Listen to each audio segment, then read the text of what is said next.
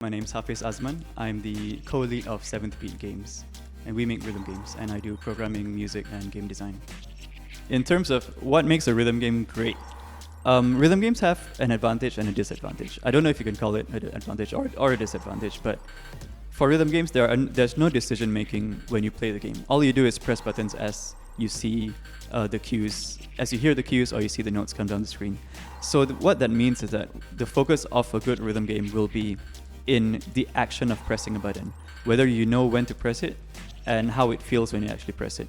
So I feel a good rhythm game will always have really tactile inputs, and it always feels satisfying when you hit the notes correctly. I would say my top 5 rhythm games. Number 1 was Rhythm Heaven. That was the game that started us even thinking about making a game in the first place. Number 2, I would say Groove Coaster. It's a one-button game. It's very simple, but it also is also very complicated. So that was a big inspiration. Number 3 and 4 and 5, I guess the rhythm games by my friends have been really inspirational. Arkea, this game called La Nota, this game called Citus too. So yeah, that's my top 5. Actually, Elite Beat Agents is what it's called in English, but Owendan in the Japanese version. Yeah, that was one of my favorite rhythm games ever, because it presents a story, it presents a set structure of levels, and it does a really good job in its difficulty curves. So you start with the normal mode, and then you finish the normal mode, and then you can restart the whole game in hard mode. And you get more used to the songs, but it starts to throw more difficult mechanics at you. And it's really cool how interesting each difficulty is to play through. So a whole playthrough of the game I would consider is playing through the normal mode and then playing through the hard mode and the extra hard mode. And then, yeah, it gives a totally different experience. So that's what I really like about it. Actually, the creator of that game started to try to make a new game, and he put it on Kickstarter, but it didn't work out. And I've always feel sad about that, because I feel like he would have been able to make such a good game. So what makes Rhythm Heaven a really good rhythm game? And this is something, it's a lot of things you don't really realize until you try to make something in the same style. Number 1, every Rhythm Heaven minigame has a unique sound cue. And that's not very easy to do, actually, because they have 50 plus games. And you can hear a sound cue from any of those 50 plus games, and you'll know which game it is and how to press the button. And that's why they can do these remix levels where you have multiple minigames, and you can play the entire game blind, because every sound cue is so unique. And that's something we start to struggle with in Rhythm Doctor as we start to make more and more levels. We've got like 40 levels now. And when we try to make sound cues, we see how did Rhythm Heaven do it? They use monkeys, they use birds, they use a lot of animal noises because those are very distinct. Another thing that's very interesting and very cool about Rhythm Heaven is how they managed to condense the entirety of a rhythm game into just 1 or 2 buttons. So that's something we took a big inspiration for Rhythm Doctor as well, because it's also just a 1-button game. And I think without having played Rhythm Heaven and realizing that actually it's possible to make a challenging rhythm game with just 2 buttons, I would not have thought that was possible. Yeah, I started with the DS version, actually. So I had a DS. This was back in 2009, I think, 8 and 9, around that time. Yeah, and then the Rhythm Heaven DS version was the first version I played. And then after I played that, I had to go and play all the others. But the DS version was interesting because it used a touchscreen, unlike other games.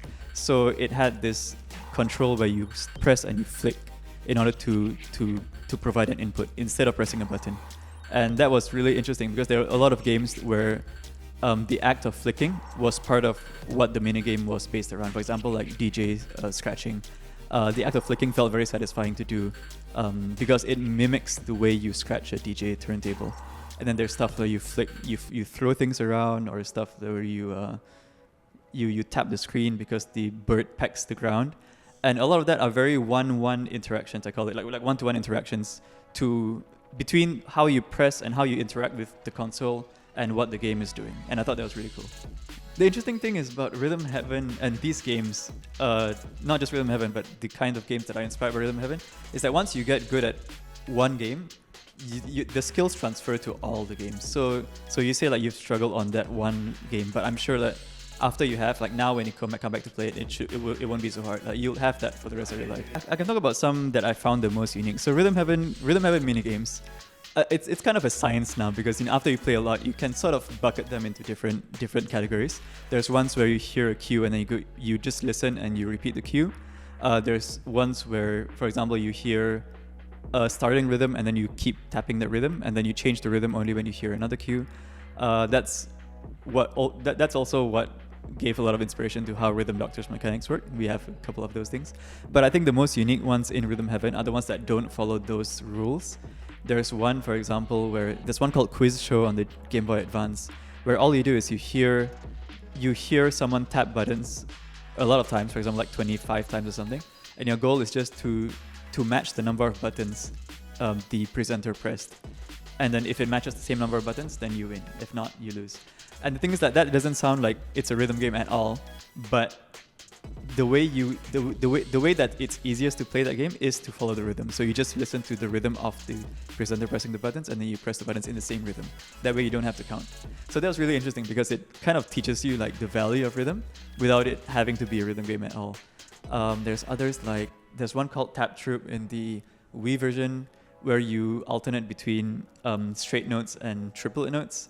That was really interesting as well because the way you come back from triplet notes into straight notes. Yeah, so the way you change back from triplet notes to straight notes is on the downbeat, and which means that the exact rhythm you do to change from triplet notes to straight notes is different depending on which part of the measure the cue starts from.